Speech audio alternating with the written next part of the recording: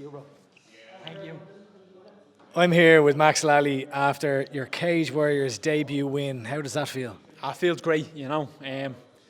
Like have no words for it, you know. To be able to, you know, make our debut on Irish soil, it's unbelievable. You know what I mean? That Irish crowd is like a second man in there with you, you know. And you know, at 21 years old, to be able to go in there and experience that, you know, it's great to get another notch in my MMA career, you know.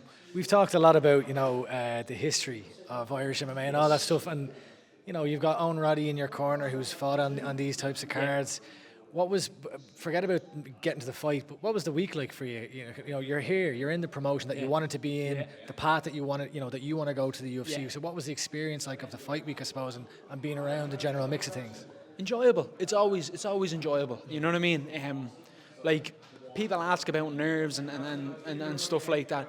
I don't get them, and sometimes I'm kind of like, I'm worried myself. I'm like, should I be getting nervous for this? But I've kind of come to the conclusion. I think I just like fighting so much, and I feed off the adrenaline so much that like I just feel like I'm where I belong. Like, you know what I mean? There's a sense of belonging. You know what I mean?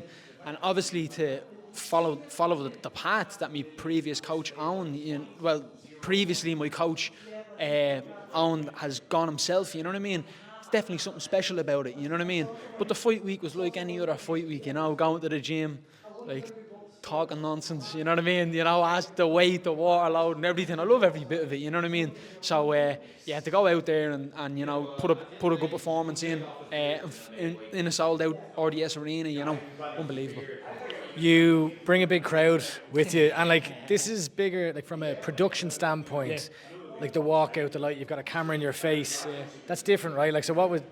Were you able to kind of notice the crowd, or like, did you notice the difference in that? Like, because there's a big difference between walking out when there's a big camera in your face versus like, you know, in a gas hall and you know, just a rickety some sort of setup. I suppose these kind of more professional arenas, you know, have more rules and stuff in place.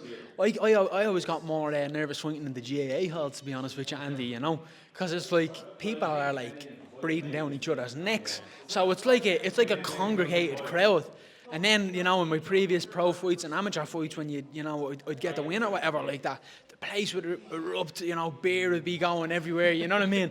So like to go out, I kind of looked and I was like, it's not that big, you know what I mean?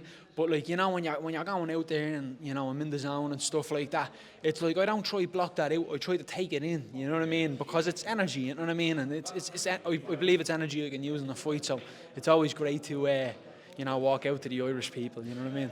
The fight itself, you obviously finished it with the, I have to say, the L triangle choke. Triangle, yes.